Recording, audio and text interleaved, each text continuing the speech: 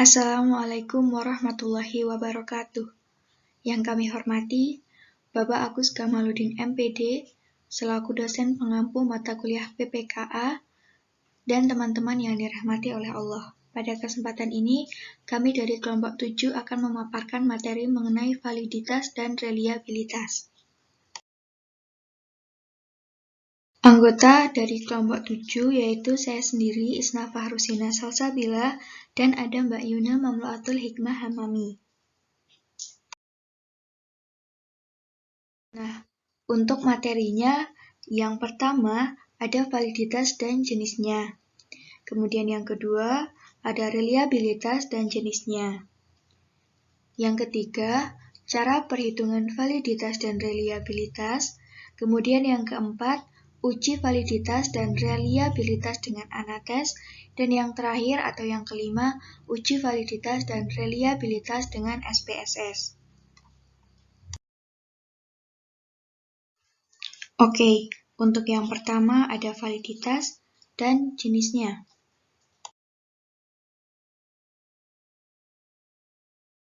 Validitas menurut Azwar 1987. Validitas berasal dari kata validity yang berarti sejauh mana ketepatan dan kecermatan suatu instrumen pengukuran dalam melakukan fungsi ukurannya. Suatu instrumen dikatakan memiliki validitas yang tinggi apabila alat tersebut menjelaskan fungsi ukur secara tepat atau memberikan hasil ukur sesuai dengan maksud dilakukannya pengukuran tersebut. Artinya, hasil ukur dari pengukuran tersebut merupakan besaran yang mencerminkan secara tepat fakta atau keadaan sesungguhnya dari apa yang diukur. Validitas juga merupakan derajat kemampuan suatu tes untuk mengukur apa yang hendak diukur. Secara tidak langsung, itu meliputi tes dan skala yang terdiri atas sejumlah tugas yang dipilih untuk berfungsi sebagai indikator hasil belajar. Selanjutnya, Sujana pada tahun 2004 menjelaskan bahwa validitas berkenaan dengan ketepatan alat penilaian terhadap konsep yang dinilai, sehingga betul-betul menilai apa yang seharusnya dinilai. Validitas tes disebut juga sebagai kesahihan suatu tes yang mengacu pada kemampuan suatu instrumen untuk mengukur karakteristik atau dimensi yang dimaksudkan untuk diukur. Valid itu berarti cocok atau sesuai. Nah, suatu instrumen dikatakan valid apabila instrumen tersebut benar-benar menyasar kepada apa yang dituju, atau benar-benar dapat memberikan keterangan dan gambaran tentang apa yang diinginkan. Contoh, meteran valid digunakan untuk mengukur panjang, tetapi meteran tidak valid untuk mengukur berat. Nah, contoh lainnya yaitu neraca valid digunakan untuk mengukur massa, dan menjadi tidak valid ketika digunakan untuk mengukur panjang. Berikutnya, ada jenis-jenis validitas. Ada dua kenyataan pokok yang memperlihatkan taraf validitas suatu ujian, yaitu yang dipertimbangkan secara rasional dan yang dilihat melalui prosedur empirik. Analisis secara rasional dilakukan terhadap topik dan bidang yang diujikan, yaitu isi ujian tersebut. Validitas yang diperoleh melalui analisis dinamakan validitas isi atau contents validity. Analisis rasional dapat juga dilakukan terhadap kegiatan-kegiatan dan proses-proses sesuai dengan konsep tertentu yang seharusnya menjadi isi dari ujian itu. Dan hasilnya disebut validitas konstruksi atau construct validity. Untuk jenis kedua ialah kenyataan validitas yang bersifat empirik dan statis. Jenis ini terbagi menjadi tiga, yaitu validitas pengukuran setara atau congruent validity, kemudian validitas pengukuran serentak atau concurrent validity, dan validitas ramalan atau predictive validity.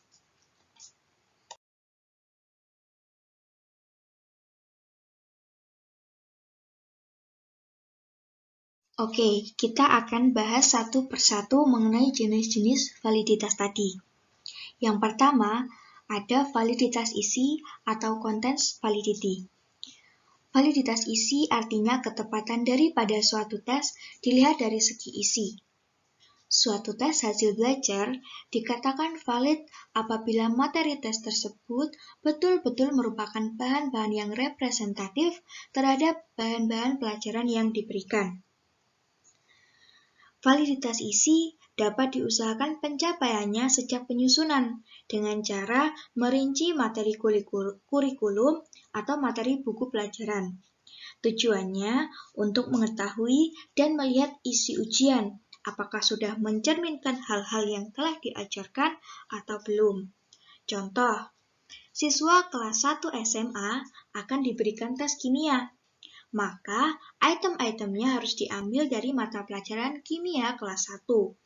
Apabila kita sisipkan item-item yang diambil dari materi pelajaran kelas 3, maka tes tersebut sudah tidak valid lagi. Seperti itu. Kemudian untuk validitas konstruksi atau construct validity. Suatu tes dikatakan memiliki validitas konstruksi apabila butir-butir soal yang membangun tes tersebut mengukur setiap aspek berpikir, seperti yang disebutkan dalam tujuan suatu pembelajaran. Konstruksi di sini berarti merinci isi atau beberapa aspek, seperti ingatan atau pengetahuan, pemahaman, dan aplikasi. Contohnya, saat guru akan memberikan tes mata pelajaran kimia, guru harus membuat soal yang ringkas dan jelas, yang benar-benar mengukur kecakapan atau kemampuan kimia, bukan mengukur kemampuan bahasa atau mata pelajaran lainnya. Namun, pada prakteknya, antara validitas isi dan validitas konstruksi seringkali bersangkut paut. Nah, selanjutnya pada validitas pengukuran setara atau congruent validity. Jenis validitas ini menunjukkan kenyataan yang diperoleh dengan mengkorelasikan hasil suatu ujian dengan pengukuran yang setara atau mengukur fungsi yang sama.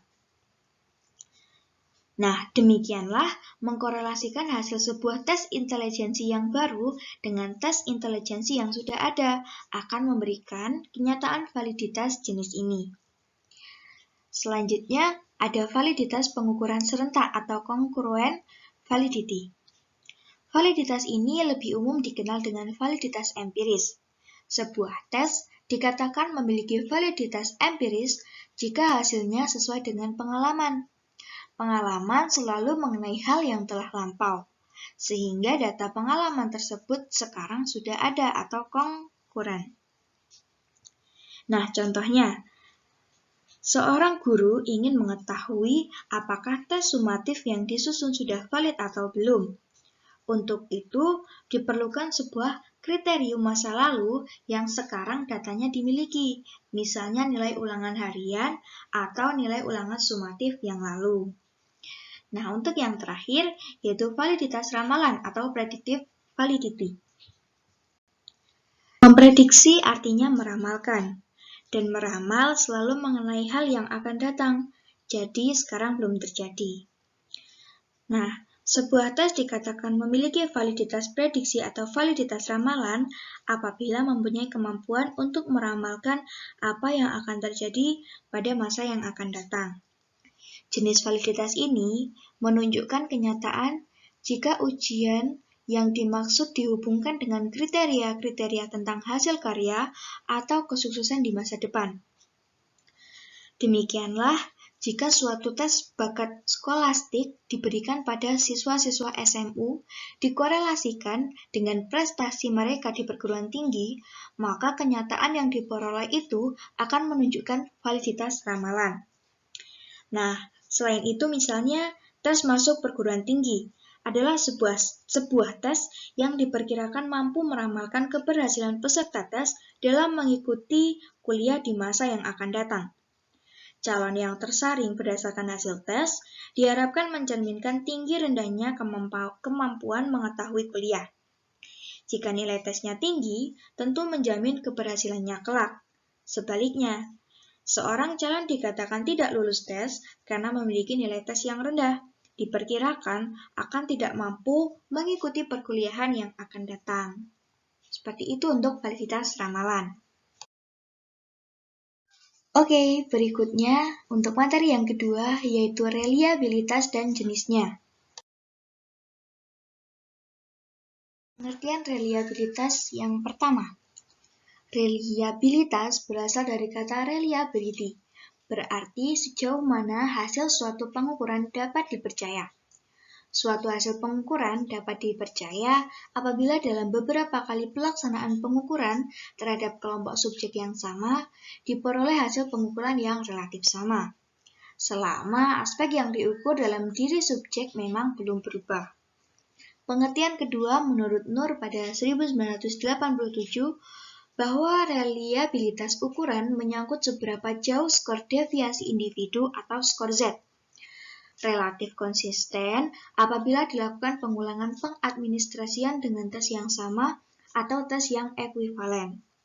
Kemudian menurut Arifin 1991, berpendapat bahwa suatu tes dikatakan reliable jika selalu memberikan hasil yang sama bila diteskan pada kelompok yang sama, pada waktu atau kesempatan yang berbeda.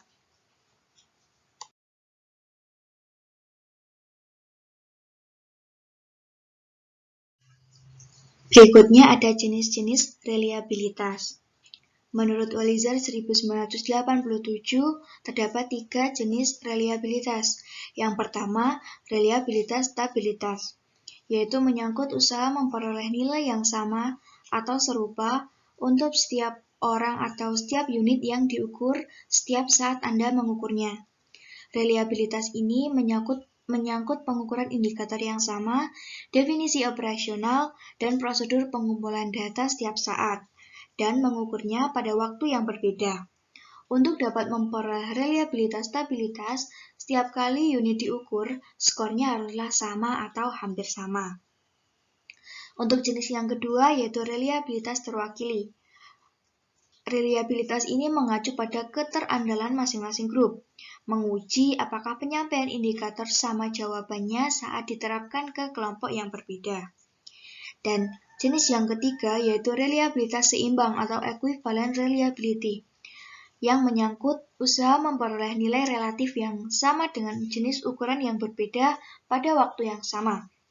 Definisi konseptual yang dipakai sama, tetapi dengan satu atau lebih indikator yang berbeda, batasan-batasan operasional, peralatan pengumpulan data, dan pengamatan-pengamatan.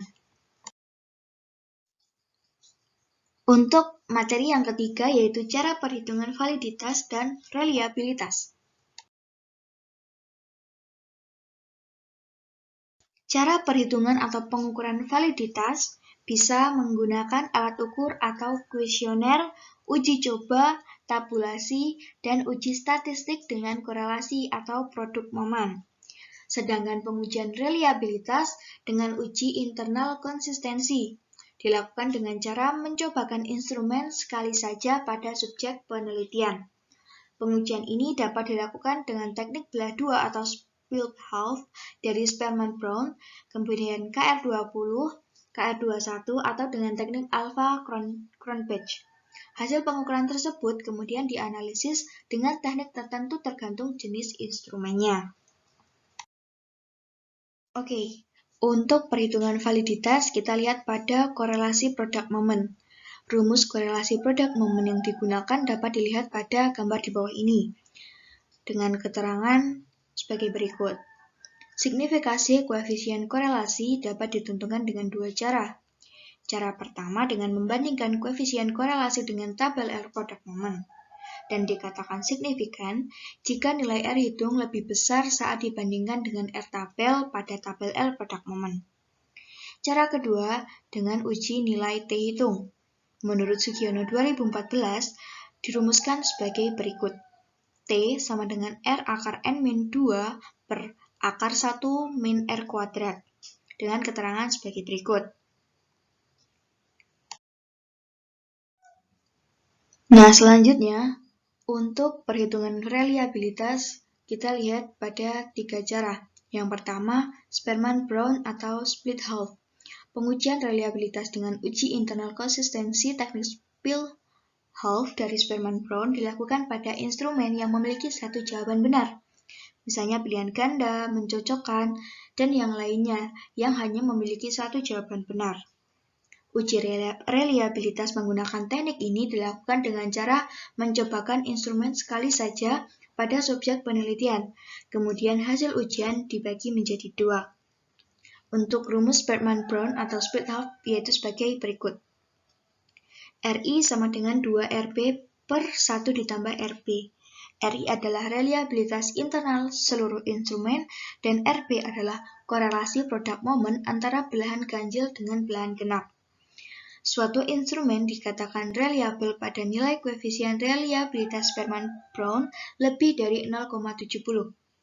RI lebih besar dari 0,70. Untuk cara yang selanjutnya, cara kedua yaitu perhitungan menggunakan KR20 dan KR21. Teknik pengujian reliabilitas dengan uji internal konsistensi yang selanjutnya dibahas adalah teknik Kuder-Richardson atau sering disingkat KR. Instrumen yang dapat diuji reliabilitasnya menggunakan KR adalah instrumen dengan satu jawaban benar saja. Rumus KR yang sering digunakan adalah KR20 dan KR21. Kedua teknik KR tersebut memiliki kriteria instrumen khusus untuk bisa menggunakan rumusnya. Saat instrumen tidak dapat dipastikan bahwa setiap item soal memiliki tingkat kesulitan yang sama, maka instrumen tersebut dianalisis reliabilitasnya menggunakan rumus KR20, seperti pada rumus yang di PPT ini, dengan keterangannya di sebelahnya. Nah, saat instrumen dapat dipastikan memiliki tingkat kesulitan yang sama untuk setiap item soal, maka untuk menguji reliabilitasnya digunakan rumus KR21. Berikut disajikan rumus KR21 menurut Sugiono 2014. Suatu instrumen dikatakan reliable apabila nilai koefisien reliabilitas KR lebih dari 0,70.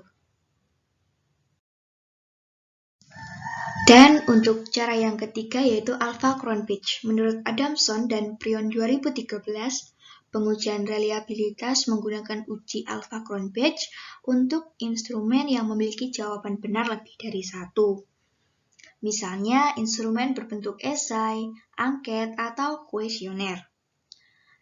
Untuk rumus koefisien reliabilitas alpha-Cronpich dapat dilihat pada gambar rumus di bawah ini. Dan untuk mencari SI kuadrat dan ST kuadrat digunakan rumus di bawahnya. Instrumen dikatakan reliable jika koefisien reliabilitas alpha-Cronpich lebih dari 0,70 dan koefisien alpha-Cronpich tidak boleh lebih dari 0,90. Apabila reliabilitas alpha-Cronpich kurang dari 0,70, maka disarankan untuk merevisi atau menghilangkan item soal yang memiliki korelasi yang rendah.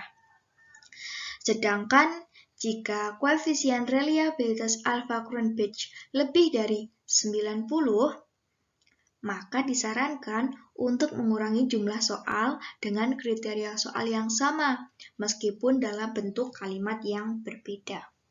Seperti itu. Selanjutnya, untuk materi yang keempat akan dilanjutkan oleh teman saya, yaitu Mbak Yuna Mamluatul Hikmah Hamami.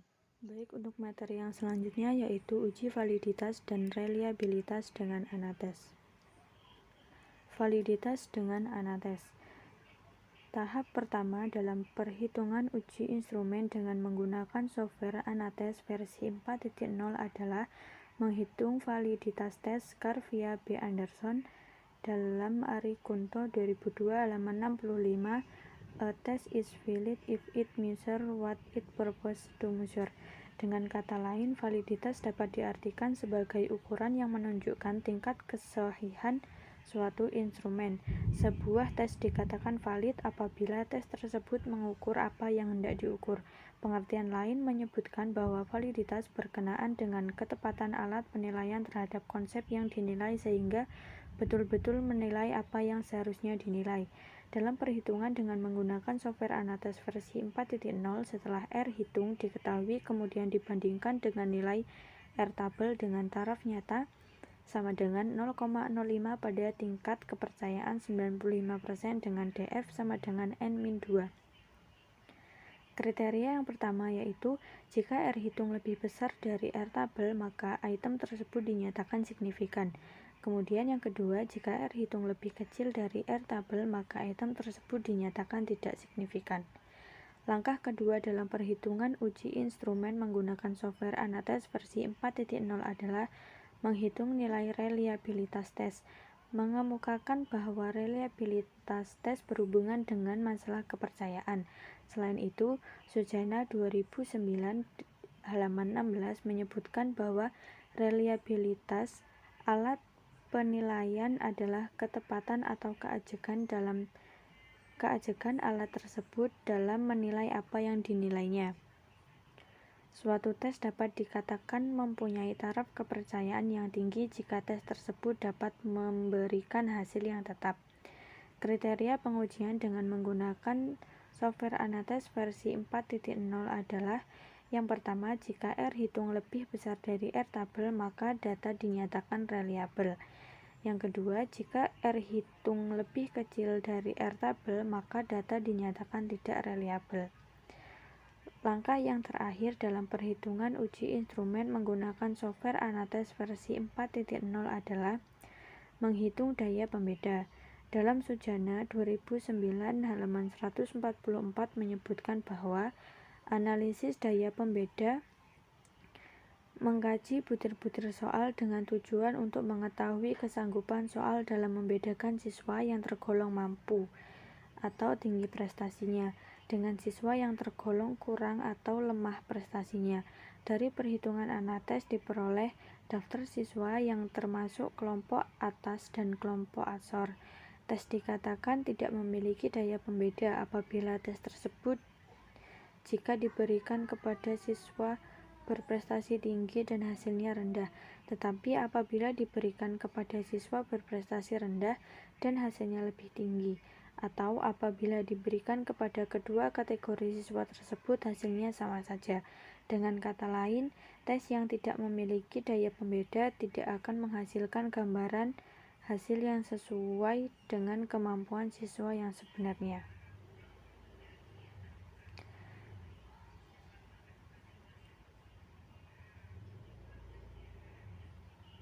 Kemudian, Ari Kunto menjelaskan bahwa angka yang menunjukkan besarnya daya pembeda disebut indeks diskriminasi atau D. Indeks diskriminasi atau daya pembeda berkisar antara 0,00 sampai 1,00.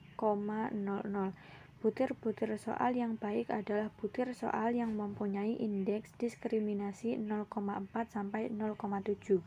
Seperti halnya pada perhitungan taraf kesukaran yang secara otomatis menggunakan kriteria pengujian yang diterapkan oleh software Anates versi 4.0. Maka dalam perhitungan, daya pembeda ini pun secara otomatis menggunakan kriteria pengujian yang diterapkan oleh software tersebut dengan menghasilkan kelompok unggul dan kelompok asor sebagai kriteria daya pembeda soal. Perhitungan yang dilakukan dengan menggunakan software Anates versi 4.0 didapat siswa yang masuk ke dalam kelompok atas dan kelompok asor. Kemudian, reliabilitas dengan Anates. Menurut Ari Kunto 2013 halaman 221 mengatakan, reliabilitas menunjuk pada satu pengertian bahwa suatu instrumen cukup dapat dipercaya untuk digunakan sebagai alat pengumpul data karena instrumen tersebut sudah dikatakan baik. Dengan demikian, suatu tes dapat dilakukan mempunyai taraf kepercayaan yang tinggi jika tes tersebut dapat memberikan hasil yang tetap. Reliabilitas berhubungan dengan masalah kepercayaan terhadap tes yang telah dilaksanakan.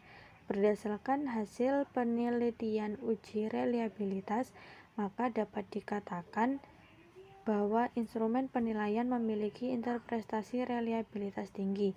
Koefisien reliabilitas hasil uji coba instrumen menyatakan bahwa soal yang dibuat koefisien reliabilitasnya 0,93. Berdasarkan klasifikasi koefisien reliabilitas bahwa reliabilitas tes termasuk sangat tinggi. Perhitungan reliabilitas menggunakan ANATES V4. Kemudian yang terakhir ada uji validitas dan reliabilitas dengan SPSS. Untuk uji validitas dan reliabilitas dapat dilihat dan klik link yang sudah tertera pada PPT ini. Mungkin ini saja dari saya. Saya ucapkan terima kasih. Oke, selanjutnya ada kesimpulan. Validitas merupakan derajat kemampuan suatu tes yang mengukur apa yang hendak diukur. Secara tidak langsung, itu meliputi tes dan skala yang terdiri atas sejumlah tugas yang dipilih untuk berfungsi sebagai hasil belajar. Adapun jenis-jenis validitas, yaitu validitas isi, validitas konstruksi, validitas pengukuran setara, validitas pengukuran serentak, dan validitas ramalan. Untuk reliabilitas, yaitu berasal dari kata reliability, berarti sejauh mana hasil suatu pengukuran dapat dipercaya. Suatu hasil pengukuran dapat dipercaya apabila dalam berkali-kali pelaksanaan pengukuran terhadap kelompok subjek yang sama, diperoleh hasil pengukuran yang relatif sama, selama aspek yang diukur dalam diri subjek memang belum berubah. Adapun jenis-jenis reliability dibedakan menjadi 3, yaitu reliabilitas stabilitas, reliabilitas terwakili, dan reliabilitas seimbang. Next, untuk perhitungan validitas, yaitu dengan cara menggunakan alat ukur atau kuesioner, uji coba, tabulasi, dan uji statistik dengan korelasi produk momen. Sedangkan perhitungan reliabilitas terdiri dari uji split half, KR20, KR21, dan alpha Cronbridge. Kemudian, untuk mendemonstrasikan uji validitas dan reliabilitas dilakukan dengan menggunakan aplikasi atau software, yaitu ANATES dan SPSS. Sekian pemaparan materi dari kelompok 7. Apabila benar itu datang dari Allah, dan bila salah itu kelemahan dari diri kami sendiri. Sekiranya itu yang dapat kami sampaikan. Wassalamualaikum warahmatullahi wabarakatuh.